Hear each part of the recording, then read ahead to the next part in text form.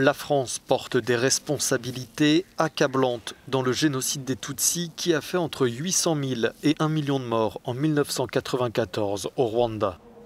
C'est l'une des conclusions du rapport remis ce vendredi à Emmanuel Macron par la commission de recherche sur les archives françaises relatives au Rwanda et au génocide des Tutsis.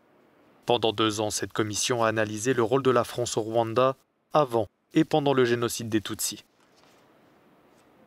Les autorités françaises ont mené une politique qui était une politique qui a été totalement déconnectée de la réalité, une politique qui portait les stigmates de la colonisation, ultra-ethniciste, qui n'a pas vu effectivement que le Rwanda pouvait s'en sortir et au fond a accentué la crise ethnique, s'est aligné sur le régime du président Habyarimana qui était un régime raciste, qui n'a pas réussi à retirer Habyarimana des extrémistes. La France a été aveugle, la France a refusé toutes les alertes, c'est effectivement un gros problème, mais si on doit effectivement considérer qu'il y a là complice de génocide, ça veut dire que au fond, toute la communauté internationale sera complice de ce génocide.